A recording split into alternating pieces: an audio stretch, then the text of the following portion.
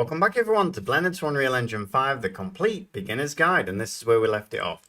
Alright, so why is setting transformations important? Well, if I come into my guy now and let's say I scale him, so I'm going to scale him to be a giant, so S, scale him up like so. I'm also going to move him to the top of the ground plane, so if I press 1, I'm going to move him up there. So at the moment, I've moved the scale, I've moved the location, and I'm now going to move his rotation. So if I press R and Z, turn him round so he's looking that way. Now, because we reset the transformations, what that means is now we can actually bring him back to what it was set to. So if I now press Alt R, you can see that it spins him back round. Alt G, you can see that it puts him right center to the world. And if I press Alt and S, you can see it scales him right back down. I don't know why Alt G always puts them to the world. It's as though it like wants to put them back there. It could be because where I've got my actual cursor. Let's press Alt G there. No, it just sets him to the center of the world. So anyway, it's handy apart from putting him back in the position. So all I'm going to do now is move him back. So that is why transformations are important. The other thing is that when you're actually creating something using modifiers, you really need to reset your transformations, or Blender takes, let's give another example actually, rather than do it like that. So what I'm going to do is I'm going to press Shift A, bring in a cube.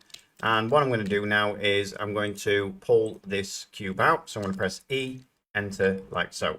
Now at the moment, Blender still takes this cube as actually being just that little cube that we brought in to start with. And it doesn't take it as this shape. What we have to do is when we've actually created new shapes, if we want to, especially if we want to add modifiers or we want to UV unwrap or anything like that, we should always press Ctrl A, all transforms, right click, set origin, geometry. You're going to see me do that a lot, and that's the reason why we're doing this, just to make sure that Blender understands this is the actual shape we're dealing with now.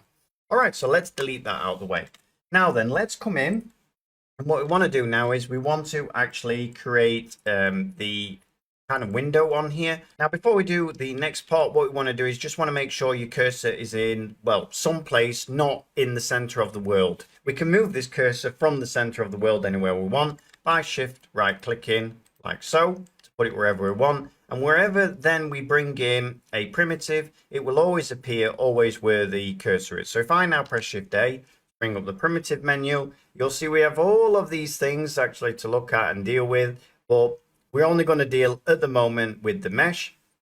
And this basically gives you just loads of nice shapes to actually work with and build off of. So what we're going to do is we're going to bring in the cube like so. And then I want to actually start with this window over here. So what I'm going to do is I'm going to bring it in over there. I'm going to press the S button just to make it smaller. And then I'm going to use my guy just to make sure that it will be able to look out of there and it looks the right kind of scale.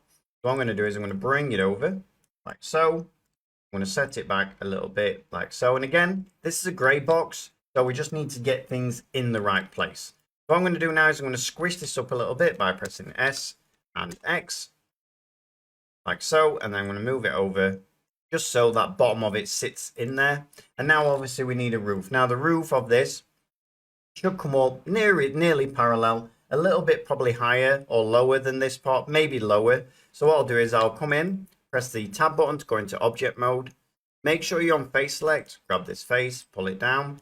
Then what I'm going to do is I'm going to press E, pull it up like so, and then squish it in S and Y, pull it in like so, and then I'm going to have a look what that looks like. And I think that's going to be round about the right size. Now you can see the back of this is not quite touching there, so I'm actually going to fix that. So what I'm going to do is I'm going to pull this back and see where we are with that.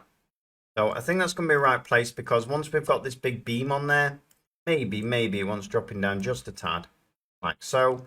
And then what I'm going to do is now I'm just going to pull this out a little bit. So I'm going to go into edit mode again, grab this face and this face, and then just pull it out to give us something to work with. So pull it out to maybe that far. And then what I'll do is I'll grab the bottom, like so. Go into X-ray mode if you need to see that you've grabbed it up, which I have. And then what I'm going to do is just pull it down. There we go. All right, so now what we need is our little chimney. So let's bring in a little chimney. Again, we'll keep our cursor here. And then what we'll do is press Shift A, bring in a cube. I'm going to bring this over like so. And my chimney, do I actually want it square or do I want it a rectangle? Completely up to you. I'm going to pull my chimney into here. I'm going to bring it up. I'm going to put it over here like so. Now I imagine in this house that his sleeping quarters may be over here off the floor because the warmth, again, we're dealing with realism here. He's probably going to have a ladder up there to actually get him off the floor into a pot because it's pretty cold in Scandinavia. So he's going to probably want to be off the floor, and with his heating, he's going to rise and make it warm, nice and toasty in the top of there. And I'm imagining that his bed is going to be around here, and then his little window where he can look out onto the river is going to be around there. So what I'm going to do is make sure that my chimney is over here to give him enough space to actually sleep in this pot. I'm also going to make sure that the chimney is quite small because there's no reason why they'd have a great massive chimney in there either. So all I'm going to do is going to press S, and then I'm going to grab the top of it like so, and then I'm going to pull it up like so. Now, if you're not happy with the size, again, all we need to do is we need to press tab, press the S button to bring it in, and then you can bring it up wherever you want it. So I think for now, if I'm looking at this, so if I'm going from here, we can see that if we add an image from here, for instance, that we've got our chimney in there, we've got this bit of roof in there. I can see that the thing that I've got wrong, the chimney looks nice, it's really nice, the height of it is nice. This bit here though, we can see that this kind of roofing, it needs coming down. It doesn't look right like that. So let's go and fix that first. So I'm going to press tab, I'm going to come in, I'm going to press Alt, Shift and click, and what that's going to do is it's going to grab all of the edge loops going around there. If you press Alt, Shift and click this way, you'll see they go upwards. So wherever you're placing it towards the edge or the top is where it's going to follow. So Alt, Shift, click goes all the way around there. And then what I can do is I can actually pull these down like so. I'm just looking at the actual size, and I think we need to pull this out a little bit. So what I'm going to do is I'm going to come in, I'm going to grab this side, I'm going to put my X-ray on again, I'm going to grab this side like so, and then what I'm going to do is pull these out. So S and Y this time, because you can see we don't want to pull them back.